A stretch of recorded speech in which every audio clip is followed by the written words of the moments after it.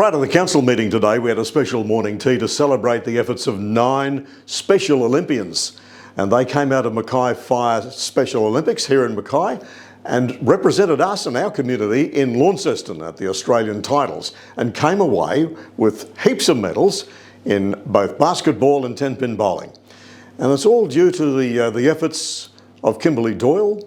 She puts in a whole heap of her time and energy into making sure that people with a disability in our community have an opportunity to compete on the national stage as well as just locally. So we are very, very proud of what's happened.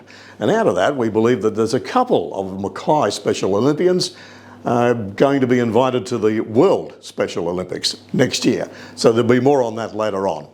The council meeting itself was fairly long this morning, but we covered a lot of ground.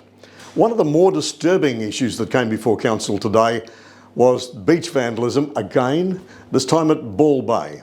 Significant beach vandalism, about 20 trees actually taken to with a chainsaw, and it's just cutting a visual pathway.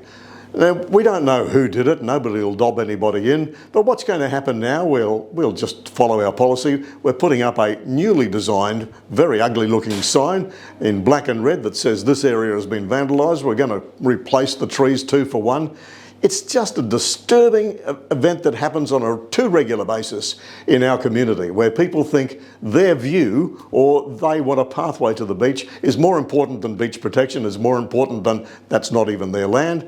And you know, we've spent over $3 million on beach restoration after Tropical Cyclone Debbie. That's ratepayers' money. And all we're asking people to do is to respect the fact that the beach planting is there for a reason, and that's to hold the beach together in cases of cyclones, storm surges, etc., where the expense to the community will be a lot worse than what's going to happen now to see these awful ugly signs go up. But that's what we've got to do unless somebody actually tells us who did it. And one of the more positive things that came out of the meeting today was the Director of Organisational Services, who reported on the spend last month for council, local spend.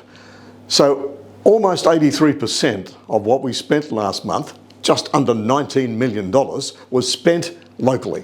So that's a great story. That shows your council, in terms of our local buy policy, it's working. That's a lot of money for 1 month to be spent in our community, and we're very proud to be able to report that.